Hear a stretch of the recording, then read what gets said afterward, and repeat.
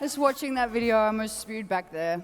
Jackson, I love you so much, and thank you so much for sharing that story, because it really did remind me of a super special day. And I came out here, I didn't know how I was going to open. I didn't want to say anything overly profound, because I know it's 4 p.m. and you're tired.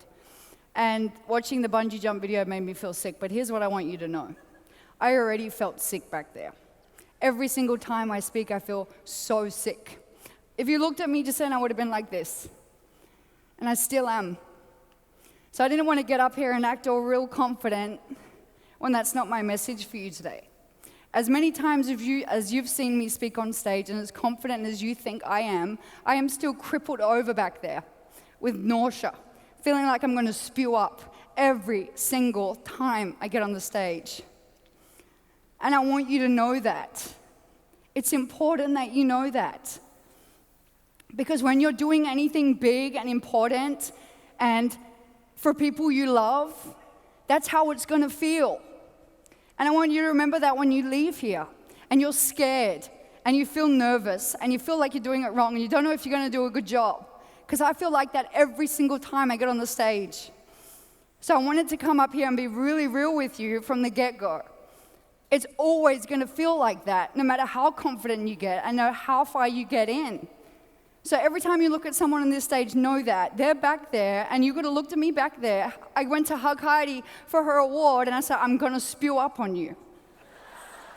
And she's a nurse, so she's cool with that. But I just wanted to come up here and be extra real with you today, rather than get up here with some super profound, enrolling question, which I just don't have. So, how many of you have heard the saying, 80% of success is just showing up? I think that's bullshit. It's bullshit. There is so much more to success than just showing up. I think maybe the first 7.5% of success perhaps is just showing up, but the other 92.5% is what happens when the motivation and the inspiration is just not there, when you're all on your own. When no one is there to just pump you up and get you so fired up, when there's not an inspirational video right in your feed. That's the other 92.5%. You are here because you get it, guys, you get it. You get that 99% of the world aren't having a very good time right now, right? You do. You get it. 99% of the world are living in a really toxic world, inside and outside. They don't have enough money. They freak out every time they look at their bank account. They wake up in a body that they don't like. Some of them aren't in relationships they're happy with. People just feel so stuck, and that's not good enough for you. Am I right? You get that there's something more possible. You get that when people talk about vision boards and freedom and choice, that they're not just shiny, sparkly words, right? You get it. That's why you're here. But please do not think that 80% of success is just being here, because it's not. And I want to be really, really real with you. When I was asked to speak, every time I'm asked to speak, I think, what do they really need? Not what's going to sound good. I don't care if I sound good. I definitely don't care if I look good. What do they need?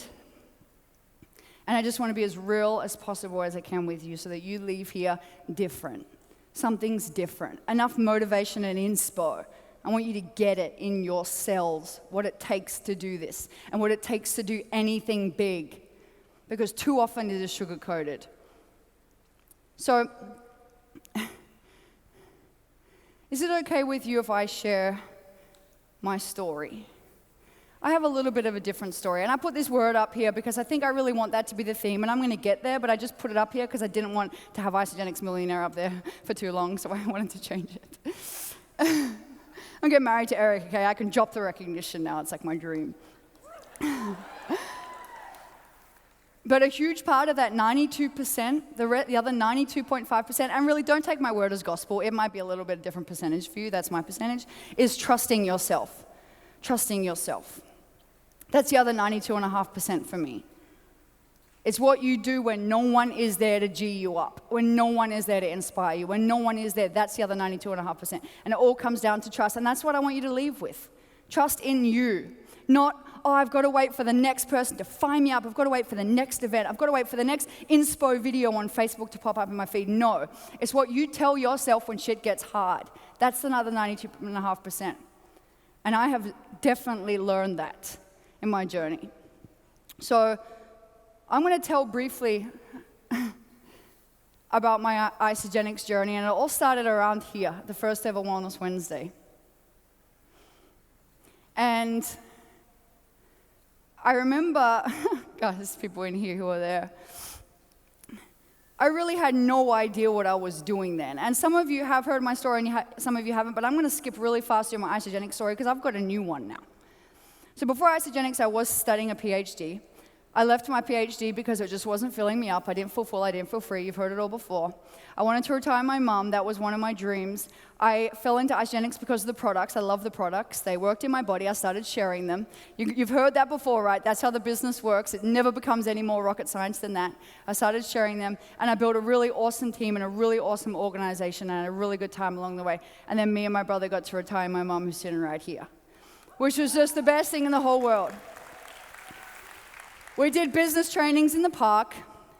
We celebrated. We had a really good time. I did a push-up in Sedona with an e-shot, a huge, important part of the story. I traveled the world with my family. And network marketing really has afforded me in my 20s just a life that I know you all believe is so real. But it wasn't simply showing up that got me there. That was the beginning of it. And like I said, I sincerely congratulate you for showing up. Sincerely, I do, because a lot of people aren't here. But it all begins on Monday. So my Isagenix journey has been phenomenal. I thank you, the universe, every freaking day that when I was in your seats, I left with my running shoes on because of what it's allowed me to do now. So as you know, last year, this time last year, just over a year ago after we left this event, some weirdo thought it'd be a good idea to propose to an alien. And now, very soon, I'm getting married to Eric Coover.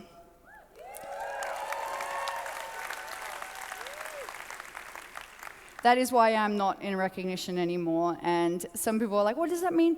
I can't. No one else is going to marry him. Okay, you can't do it. What else has happened for me is I have started my own company about 18 months ago, and that's what Isagenix was all about for me. I never did Isagenix for the recognition. I hated the recognition. I couldn't wait for Eric to give me permission to get out of the recognition. I hated walking across the stage waving. It wasn't me, because that's never why I started. Why I started, and I can't even freaking talk about it, is because, like, it's because and Mum can tell you, ever since I was a kid, I just felt this deep responsibility. Like, what? There's some fucked up shit in the world, and who's going to do something about it? Like, who's going to make this better for our kids? Who's going to create a new normal? Who's going to make things where kids can feel free to be themselves, and where kids can feel free to just create shit, and where kids can feel free to, express exactly how they feel about the universe? Who's going to do that if we don't do it? And I always was wondering, who is actually going to do it? So when I started Isagenix, although I have a fantastic product story, and now I have had incredible financial results, that was just the beginning for me. I didn't start Isagenix to retire. That is just crazy to me. Who retires when they're in their 20s? Seriously, and if you're posting I'm retired when I'm 20, stop it. Just stop it, because you're not retired. And what sort of a life do you have if you retire when you're 20? What are you going to do? How drunk can you possibly get on a beach? So when I started Isagenix, although I've had incredible things along the way, it was always just the beginning for me. So that I could build my life around what I love the most, and that is creating a new normal with other people my age and making sure that when my kids get into the world, they are experiencing a whole new level of freedom that we have not even seen yet on planet Earth. And that sounds profound and sounds or whatever, but that is really true for me. So what Isagenix...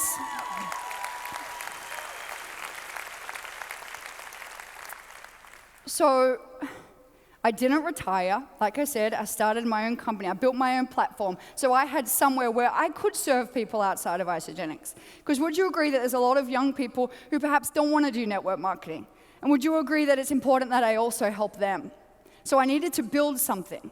Thank God I had the money to do it. Thank God I had the time to do it. Thank God I went running when I was in your seats, because I never had to worry about how I was going to build my passion. I never had to worry about it at all.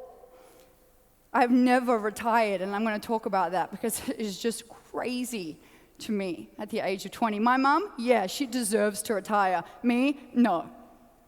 Please, no. So building my own platform has come with a lot of challenges. And that's when I've really learned the meaning of entrepreneurship and what it really means. And that made me appreciate what network marketing really is. And network marketing and entrepreneurship aren't really the same things. I'm going to be straight up with you. In network marketing, you don't have a lot of risk. You have the systems laid out for you step by step by step by step. There is so much more ease in network marketing than we give it credit for. And I'm going to talk about this language that we use when we're our own boss. Like, I work for myself, and I don't believe in that either. And this is what I've learned over the 18 months. I've made myself a baby again. I've been learning how to build something from the ground up, not because I have to, not because I need the money. I've invested hundreds of thousands of dollars into my passion. Because why we're all here is to do what we really love. Thank God I went running in Isagenix when I had the chance. Thank God I put my running shoes on when I was in your seats.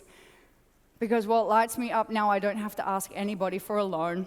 I don't have to ask for an investor, although Eric's always saying, Peter, give me your pitch. Let's be like Shark Tank. Let me invest in you. I don't need it. I'm investing in it myself. I've had very fortunate opportunities to get to be in movies alongside these incredible people, and I had to go right after Michael Bernard Beckwith, which wasn't a very good time because he is just so awesome. But what I have been learning is how to be a baby. And that's how you should all feel. And it's okay for you to all feel like that.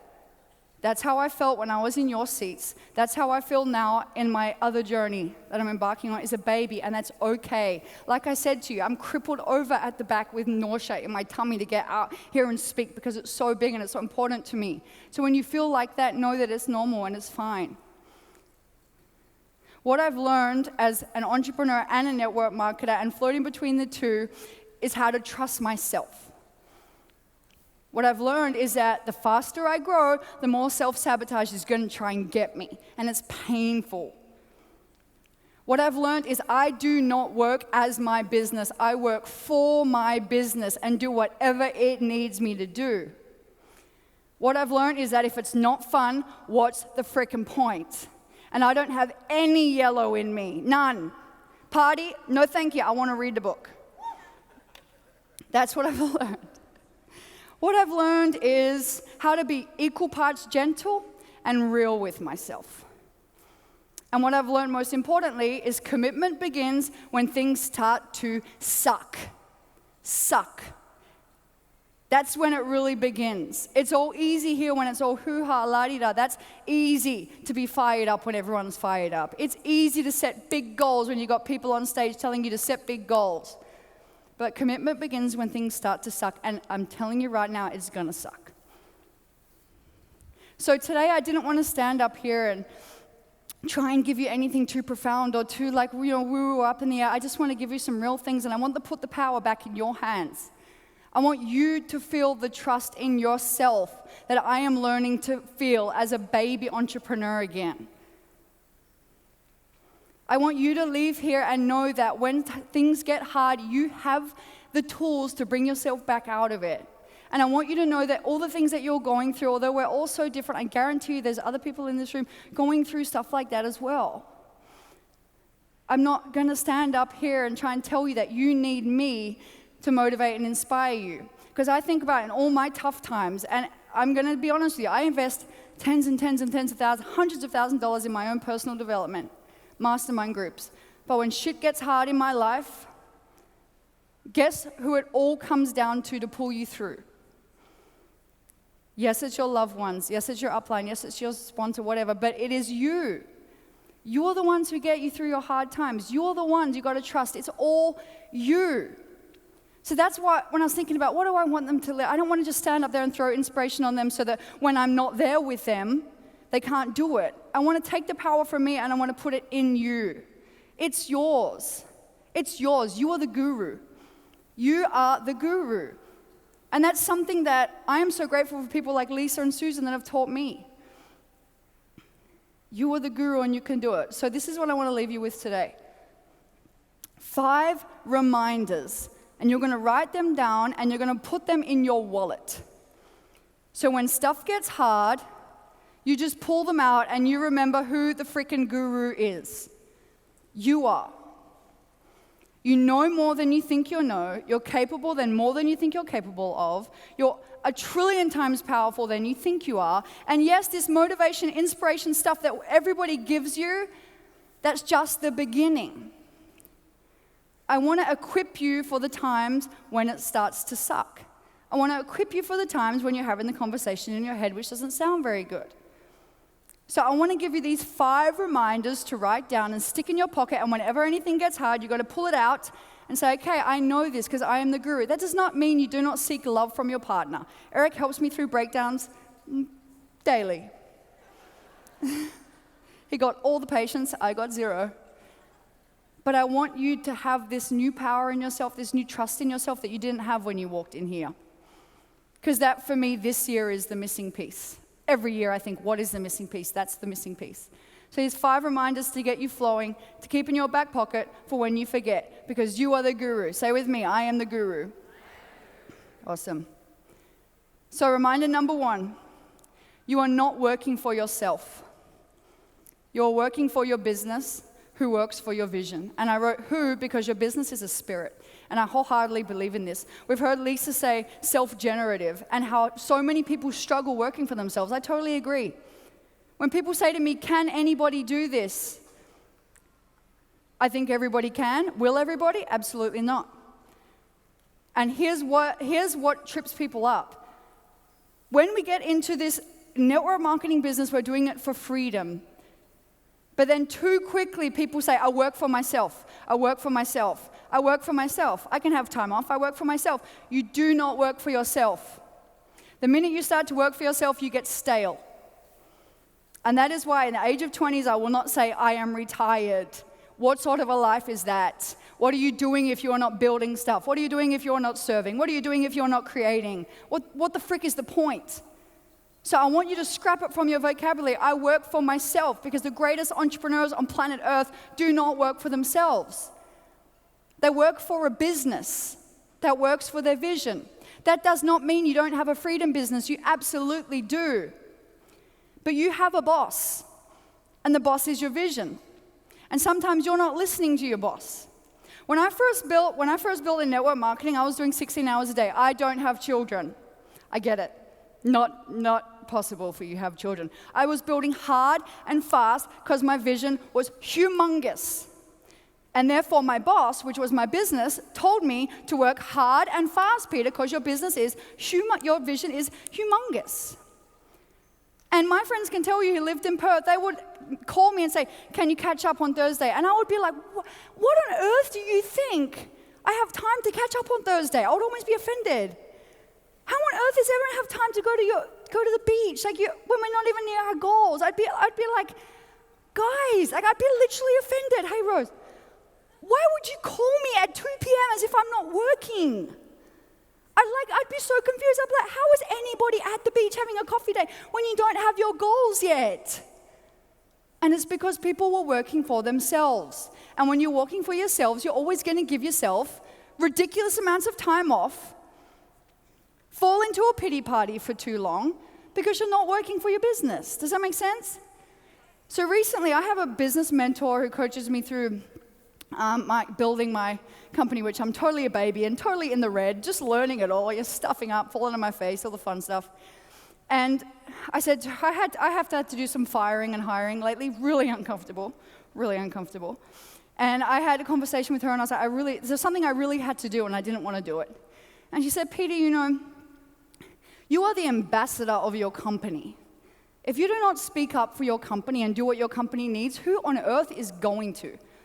And that hit me like this. And I thought about how many times in my company I had made decisions based on myself and not what my business needed. And here's an example recently, and here's an example of where it shifted for me. Well, here's an example of where I was going wrong, I tell you. So I'm very laid back with things like if my card gets skimmed, I usually won't go after the fraud department and try and get back because my time is worth way more to me than sitting on the phone to the fraud department, right? So when things like that happen in my business needed me to be the freaking spokesperson for it. Because working for myself, I didn't. So after my mentor said this to me, I bought a webcam for my computer so I could look better on Skype. It's high HD. I looked way crisper. And I ordered it, and it came to my house, and it didn't work. If I was working for myself, I just would have chucked it in the bin because I don't have time to fix a webcam.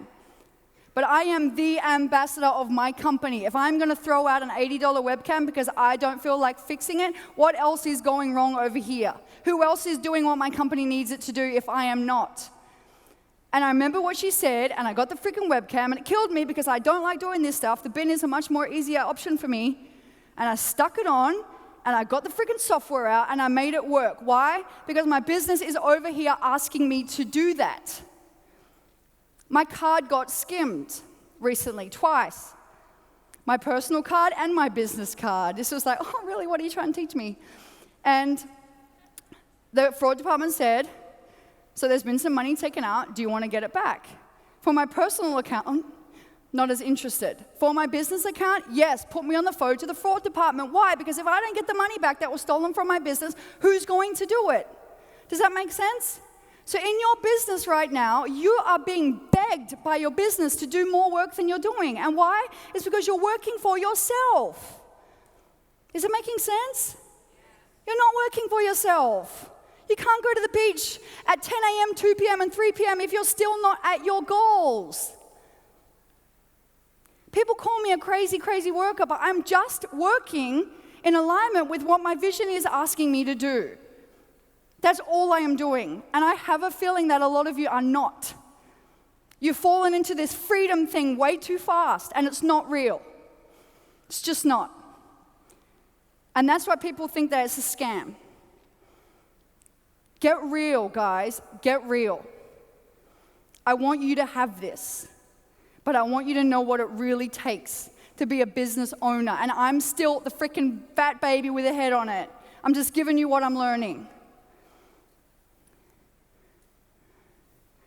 This slide. So your business is a spirit with a megaphone. Your vision has tapped you on the shoulder for a reason. Do you know that? Your vision is yours. Yours only. And the way you're bringing your vision to life is through your business. Mine was through my Isagenix business. Therefore, my Isagenix business was my boss. I had to do what it needed me to do. Did I feel like doing it? 99% of the time? No. Like Lisa said, speaking on the plane. I remember landing on a plane. I was the worst connector ever. I used to have my bosses at my old job say to me, oh, Peta, you even bother doing your hair today? Do you even bother smiling to anyone today? Like the worst customer service ever. So when I started in network marketing, I had to force myself to talk to people on the plane. And I was landing, and I'd go, Peta, talk to the person. You have to. You're doing network marketing. You have to get better at this. Talk to this. And I'd hit him and I'd go, hey. And we're landing. Awkward. Totally awkward. But my business needed me to do that. And I was not working for myself. If I was working for myself, I would have sat on the plane and just eaten the freaking cashews and said nothing. What is your business asking you to do that you're not doing because you don't feel like it? Is your business asking you to work a little bit more than you're working? Is your vision in alignment with how much work you are doing? And I don't always believe that it has to be smart work. I think sometimes it has to be freaking hard work. Yes, I love the word ease, but don't get that confused with the fact that you got to get down and dirty and work hard if you want something big in the world. You absolutely do. And I feel like we sugarcoat it a little bit too much, and perhaps I have sugarcoated it a little bit too much when I've used words like ease. But I want you to have this. So ask yourself, what is your business asking you to do that you're not yet doing? And you can think about it. I'm not going to get you to raise your hand, but what is your business asking you to do? Is it asking you to wake up a little bit earlier? And I guarantee you this, because I've burned out more times than I can count on my hands. I only have 2 modes, burned out and passed out, and I don't have any in between, so I get it. But my vision, if I listen to it, always knows when to give me time off. My business as a boss still knows how to give me time off. So when you're working for your business, it doesn't mean that you're going to run yourself into the ground. My vision is still always lets me know when it's time to have time off. And if I don't have time off, it's because of my own crazy self. So working for your business, who works for your vision, doesn't mean that you're going to fall flat on your face. But I don't want you to be afraid of hard work. Because people do not get a ridiculous residual income from sitting on their ass. It's never happened before, and it's not going to happen starting now. People get stale when they stop working for something bigger and start working for themselves. Ask Elon Musk, ask Steve Jobs if they were their own boss. Do you think that Steve Jobs would have said, I work for myself? He worked for Apple because Apple tapped him on the shoulder and begged him to bring it to life. Do you think Elon Musk says, I work for myself? No. He sleeps like 4 hours a night. I'm not advising you to do that. It's because SpaceX tapped him on the shoulder and begged Elon Musk to bring it to life. Is this making sense? Is it helping? So, reminder number 2. Hard is not a fact, it's just a feeling. And this is really important. I am the queen of self-sabotage. If only you could hear what went on in my head, you would be so grateful for what goes on in yours. I guarantee you. It's not pretty. It's not. It is mental. And when I say hard is not a fact, it's a feeling, here's why. Too many people say, this is hard, as if it's a fact. No, it's not. It's not a fact. What you find hard, I will not find hard. What I find hard, you will not find hard. Hard is not a fact. It's not a fact, it's a feeling. 3 years ago, my tax bill was really small. And guess what? That tax bill felt hard to me at the time. This year, my tax bill, I would kill for my tax bill 3 years ago. My tax bill now feels hard, right? It's all relative. There's no such thing as it is hard. This feels hard is better, and it's going to help you more, because I guarantee you what feels hard for you right now is not going to feel hard for you next week, next year. It's just a feeling. Hard is just a feeling. Like this. This is the only way I could explain it to you. Fact is a rock. It doesn't move. If you say network marketing is a hard, it's always going to be a hard, because the rock doesn't move. If you're saying network marketing feels hard right now, it's water. It's a feeling. Guess what? 2 weeks' time, it may not feel hard anymore. If you let it just be a feeling. Hard is just a feeling, guys. I ask Irene now. Irene, is connecting with people on the phone hard? She'll say, no way. I ask the person at the back who's brand new, is connecting with people on the phone hard? They'll say, yes. It feels hard. But it is not a fact. It's just not a fact. Was bungee jumping hard, Jackson? That felt really hard. Would it still be hard? Still probably hard. But it's just a feeling, because we probably ask Rico and he'd say not hard, right? Rico's, hard. But we'd ask someone else. And they'd say it's not hard. Hard is not a fact. Does that make sense? So here's what's going to happen as you grow. And I know, again, because I self-sabotage myself daily, I just get really good at, and I have another picture that Picasso over here made for you. Here's you wanting to grow in the direction of love, success, and abundance. Is that the direction you want to grow in? Love, success, and abundance. Yep. Guess what? The people who choose to expand in that direction have to earn it. And you earn it by overcoming these things you call hard. And these feelings you call hard. And really what expanding into love, success, and abundance is just you recognizing that hard is just a feeling, and it's just a feeling again, and it's just a feeling again, and it's just a feeling again. And keep reminding yourself that what is hard is just a feeling. Now let's talk about self-sabotage, because that's really important. Like I said, I am the queen of it. Think about when you're eating really well, and you're crushing your food plan, crushing it. You've been a week, you've eaten clean meals every single day, and it comes to, I say you've eaten 2 weeks, it comes to about the 15th day, and you're like, oh, you know what? Oh, you've just done so well. This voice, you've just done so well, Peter. Oh my God, look how good you look. You should just go today to In-N-Out Burger. Go. Just go. You've just done so well. And the next day, Peter, you should go to In-N-Out Burger today. You've just done so well. Who can relate to that? You don't have In-N-Out Burger here? I can't believe I said that. It's so American. Grilled. Right? And you believe it. Yeah, I've done so well. I deserve a burger. And before you know it, the self-sabotage isn't just a cheat day. It's a cheat week. It's a cheat month. And in 2 months, you're fat again. That's how self-sabotage works if we let it. Think about this, girls. Everything is going perfect in your relationship. Perfect. Nothing wrong. It's like, how could everything actually be this good? And then your partner walks in the door, and you flip out about something which is so freaking irrational, it doesn't even make sense. Girls, put your hands up. Do you know why? Because you weren't okay with everything being okay with your partner. It wasn't okay for you to be expanding into love, success, and abundance. It wasn't okay, so self-sabotage came in. I do it all the time, ask him. But I can tell him what it is, so it's all good. I say, Eric, look, I'm about to flip out, but it's self-sabotage. I get it. Everything is just so good. And he's just like, when we're about to expand into more money, like you might hit your perfect income, and your identity doesn't match the income that you're at, and self-sabotage begins. People drop off. You stop enrolling because you start getting complacent. Who can relate to that? So as we're expanding into love, success, and abundance, every new level that you want to go to in love, success, and abundance, or your body, requires you to overcome the feeling of hard, and requires you to recognize when self-sabotage is trying to keep you safe. Because the more you want to grow, the more it's going to come. My self-sabotage, I feel like is like my best friend now. Like I know its name, I know its patterns. Like some days I'm just waiting for it. Like, you going to come? Like, I'm about to go somewhere new. You're going to come? And it does. It comes when you're flowing.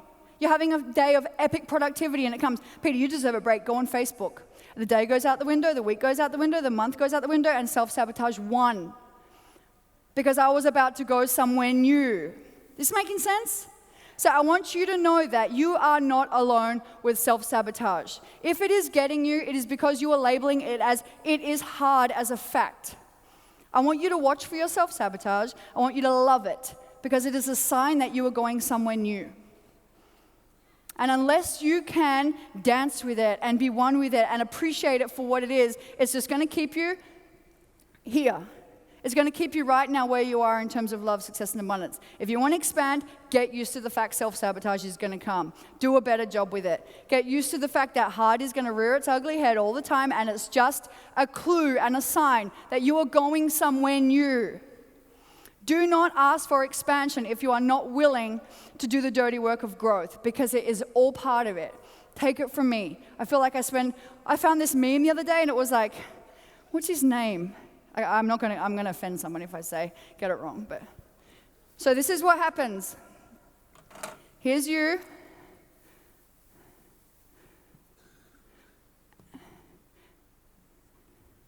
And you want to expand in the direction of love, success, and abundance. Here's the level you're at now. To get to this next level, guess what's going to happen? These wasps of self-sabotage are going to come. They're going to come and they're going to tell you things like, stop now, you've done enough, stop now, have a break, stop now, eat the burger, stop now. Flip out at your partner, flip out at him, he's done something, and it's going to get you, sometimes really subtle. The way to get here is to be better than these. But some of you aren't being better than these, they're crippling you right now, aren't they? The self-sabotage is crippling. I get it. I totally get it, which is why I wanted to talk to you about it. Because it's huge for everyone who grows. The noise gets louder the more you expand into love, success, and abundance, because your ego just wants you so badly to be safe. Your ego isn't this revolting creature. Your ego is just a creature of safety. And as soon as you start to earn more money, as soon as you start to get a little bit leaner, as soon as you start to fall more and more in love with your partner, as soon as you start to grow a better team, your ego is like, oh my God, wait, I don't know if I'm going to be keeping her safe right now. I'm going to throw some stuff at her because I want to keep her safe. It's normal. Please know that. It happens to us all. It's a part of growth. It's a part of expansion. It's going to happen. So this is what I want you to write these reminders down. So your first reminder is, I do not work for myself, I work for my business. You've got that one? I want you to pull that one out whenever you feel not motivated, whenever you feel like you don't want to do something. Pull that out. This next reminder, hard is not a fact, it's a feeling. I want you to pull that one out whenever you feel like you're about to go somewhere new and you are just stuck. And the noise is getting louder and louder and louder and louder. Sometimes mine is so loud, I just have to go into my room and just put the pillow on and just shut up for a minute. Because I'm not going to let it keep me in the same level. I'm committed to expanding to love, success, and abundance. This is an absolute commitment that I've made in my life. And therefore, I will do whatever I need to do to get over the self-sabotage and to remember that what feels hard now is not going to feel hard when I get to my next level. And I want you to know that you're not alone with those feelings. It is so normal. So reminder number 3, courage comes before confidence. I want you to pull this one out whenever you feel scared, like I just did in the back. Like Jackson did when he threw himself off. Like I did when I threw himself off for Jackson. Oh my God, I still have bruises all over my leg. I was like, Jackson, acting all cool, literally packing it in pants. And I jumped off like Jackson did. It wasn't an elegant leap. And came up to the top, and David was like, was that fun? I was like, no, it wasn't fun, and stormed off. But then I was like, yeah, go Jackson. Courage comes before confidence. My first ever presentation I did at Wellness Wednesday was the most terrifying thing I've ever done in my whole life. Remember, Mum? My ex-boyfriend, who I hadn't seen in 2 years, walked in just to try and, spice things up a little bit. And I was standing there in the front of the room, sweating, the most terrible presentation ready to go, monotone, because I did not know how to speak in front of stage. And he walks in, remember? It was like something from a movie. I was like, am I being punked? Like, where's Aston Kutcher? I didn't understand what was going on. And Joe, and my mum was there, and Joe muttered to me under her breath, are you okay? And I was just standing there like, the only thing that got me through that presentation was not confidence, it was courage. What got me through my next Wellness Wednesday was not confidence, it was courage. What got me through my next Wellness Wednesday was not confidence, it was courage. What got me out onto this stage today was not confidence, it was courage. Without courage, I wouldn't have made it here. The confidence comes the more you start speaking. Now I can just let it rip to you without worrying. When I got up here, I wanted to spew up. Courage comes before confidence for everyone, regardless of how freaking awesome you think they are. And that's why I needed to tell you straight up when I got on here. Courage comes before confidence. Oh, it's not even up there. I want you to pull this one out when you get scared. When you feel scared, pull it out and remember that fear is freaking awesome. I hate when people say, I'm fearless, be fearless. It's like, really? May as well be dead. Fear is awesome. I have fear for breakfast every day, and I love it. Fear mixed in a dairy-free shake.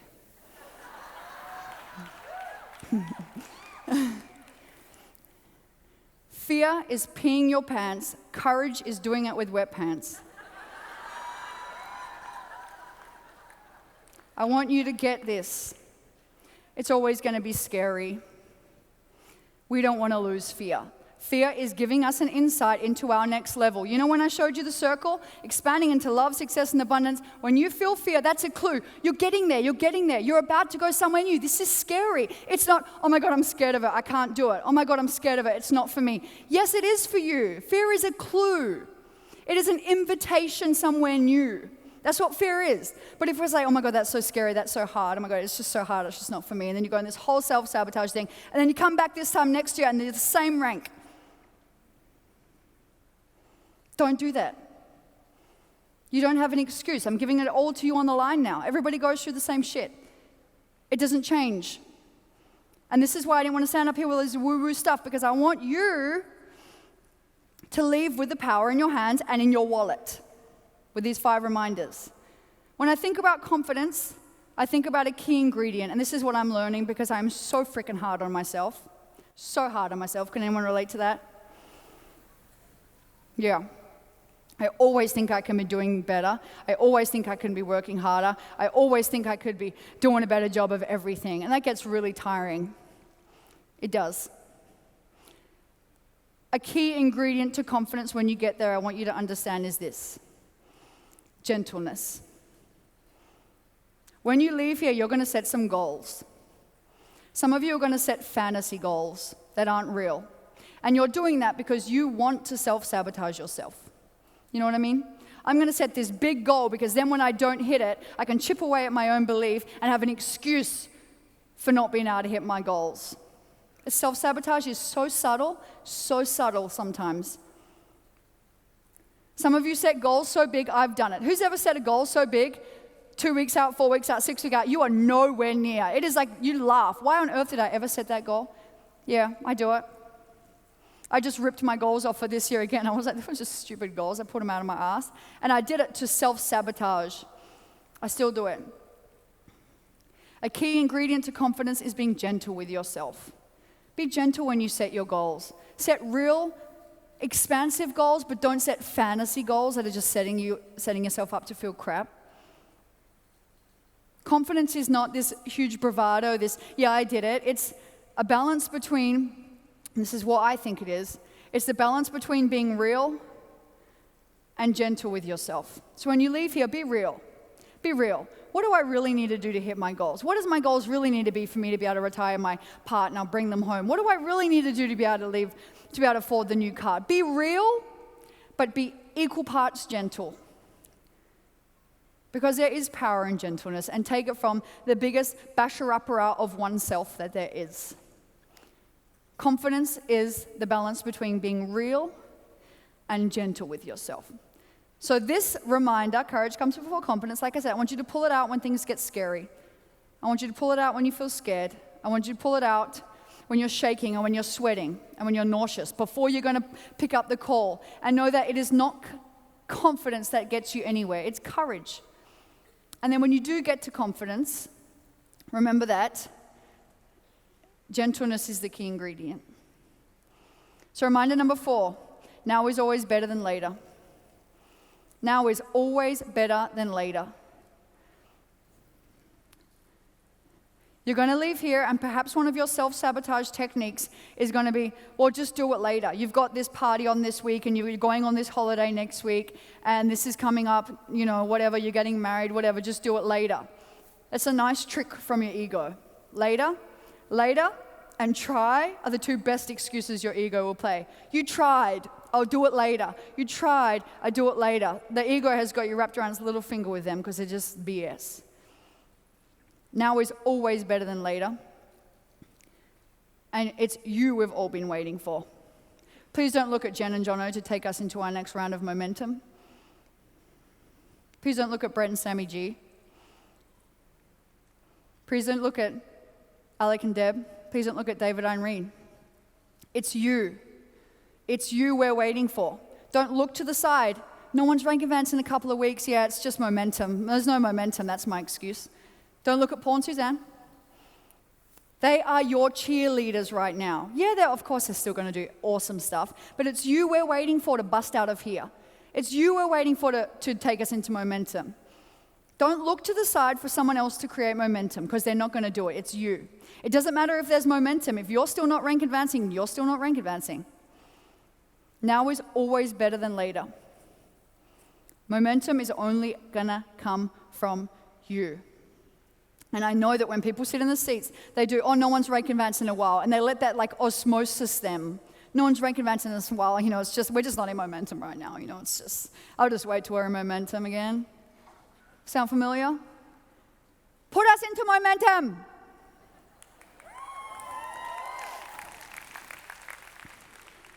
This is one of my favorite quotes in the whole world. Trying is wanting credit for something you never intended on doing. I'll try. Think about every time you've said try. I catch myself now. I'll try. I never intended on doing it. I'll try and catch up with you next week before I leave. No, I'm not. I'll try and get this done next Saturday. No, I'm not going to do it. You know what I mean? Can everyone relate to that? Trying is wanting credit for something you never intended on doing. This changed the game for me. I thought about everything in my life I said I was going to try and do, and I never intended on doing any of it. Trying was my beautiful excuse from the ego. It was my beautiful way of self-sabotaging. It was my beautiful way, my very cheeky way of keeping me safe where I am now. You all hear that, "Just do it" by Nike. Nike, I mean, I think God must seriously be writing Nike's slogan, because "just do it" really does make sense for the whole world. When you say, "I don't know how," and it's not working, what you really mean is, "I am not willing." And this is a question I want you to ask yourself that is really big, and I want you to be really honest with yourself. This is not about saying things which just sound positive and nice. Ask yourself honestly. Let go of judging yourself. Are you really willing to do this? Are you really willing to call 3 people a day? Are you really willing to do the hard things? Are you really willing? Or are you going to bust out here with, "I'm going to try and do what Susan said. I'm going to try and do what Lisa said. I'm going to try"?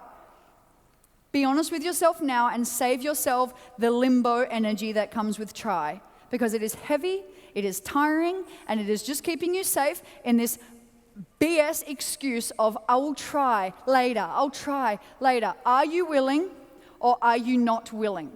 And I want to tell you something here. If you say no, it is powerful for you. Because some of you are tricking your partner. Your partner sometimes doesn't believe that you're going to do this. Why? Because you're still trying to do it. You haven't yet said to yourself, "You know what? I'm really not willing to pick up the phone." This limbo energy in your life is hurting you. It's hurting your partnership. It's hurting your people in your team who trust you. Be honest with yourself. Are you willing or are you not willing? If you can say yes, great. You're going to leave here with a whole new clarity and a whole new space. You're going to stop saying try and later. If you say no, great. No judgment. You're going to leave here with a whole new clarity and space. You're going to stop saying try and later. Just be honest with yourself. Because if you're not willing, stop holding on to that big limbo energy of, "I'm trying, I'm later," because it's heavy, it's affecting your relationships, it's affecting your trust, and it's affecting your belief in yourself. Because if you keep saying, "I'll try," and then you stop hitting your goals, you're going to keep chipping away at the belief in yourself and telling yourself that you are not good enough, which is absolutely not true. It's that you are just not willing, and you are trying to tell yourself that you're willing because self-sabotage is getting you. Ask yourself the question, are you really willing? Are you really willing? Yes is powerful, and no in my book is even more powerful. I asked myself the question at the beginning of the year, and I scrapped about 5 things from my list that I was doing because I just flat out was not willing to do them. And when I stopped pretending I felt better about myself because I felt I was failing at those 5 things. Can you relate to that?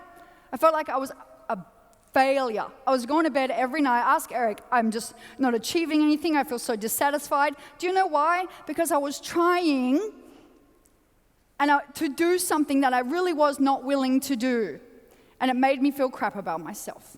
So ask yourself for yourself, are you really willing or are you not really willing? And leave here with that clarity and feel okay with the answer regardless of what it is. If you're not willing, that's okay. You might be willing tomorrow. But just don't leave here with a lie. You cannot hire someone to do your push-ups for you. People can motivate you from the stage. People can inspire you from the stage. People can call you up and give you a G-up.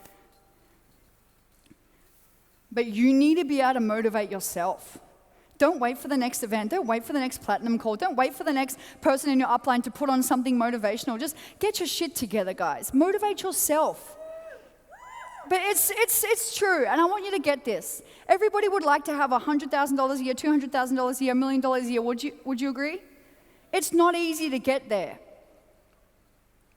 People who get there do not rely on other people to come and G them up. Yes, I have to call my mentor sometimes. Yes, I have to break down to Eric. But when no one is there and it is up to me to do the work, who's got to do the work? And same goes for you. I just want you to get it.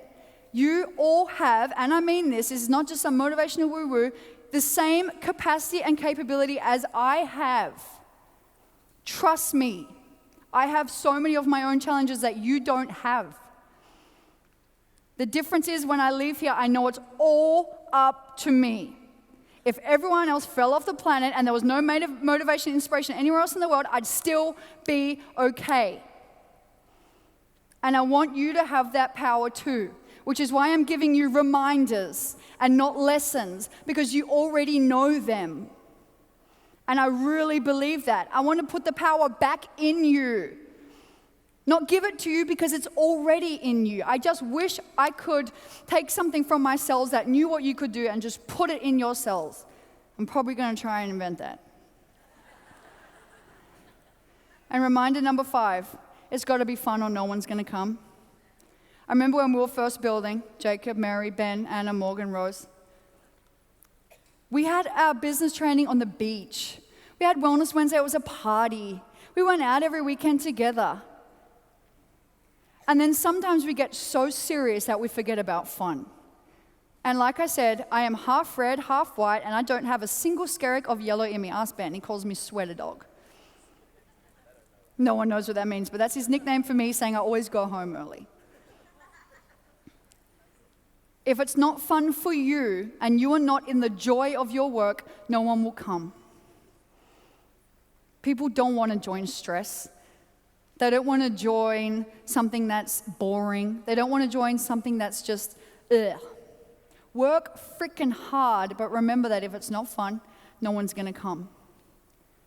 That's your reminder to pull out when you get so serious, Sally, that it becomes not fun for you. Ben said to me at the end of last year, Peter, this is becoming not fun. I said, you've got to change something or no one's going to come, and he did. Who's had a time in their business where it stopped being fun? Me too. Just make it fun. So I want to recap these 5 reminders. You're not working for yourself, you're working for your business. Pull it out when you ever stop feeling motivated. Number 2, hard is not a fact, it's a feeling. Pull it out when your self-sabotage gets you, when you're about to go to a next level. 3, courage comes before confidence. Pull it out when you get scared. 4, now is always better than later. It's you we're waiting for, you to put the company into momentum again, which is happening. And number 5, it's got to be fun or no one will come. Now I want you to close your eyes. The next people that I'm going to bring up are 2 absolute angels of Isagenix. I met them on a bus in August 2012 when I had no idea what Isagenix was, and I was on my way to Phoenix, and I had no idea where that was, and I actually live there now.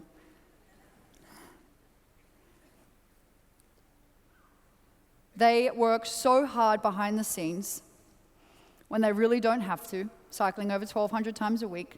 But their big why in Isagenix now, and I can tell you this for a fact, is you, all of you. They want you to all have the same culture they have. They want you to all have the same income they have. They want you to all have the same freedom they have. When I talk about calling people up when you get in a funk, this is one of the people I call up when I get in a funk. And every single time she just lifts me up. I love these 2 so much. I know they don't even want me to tell you their accolades, because what they want and what their why in as Isagenix is not recognition. It's just for you to all really get how incredible this opportunity is. So please bring to the stage Jen and Jono Patch.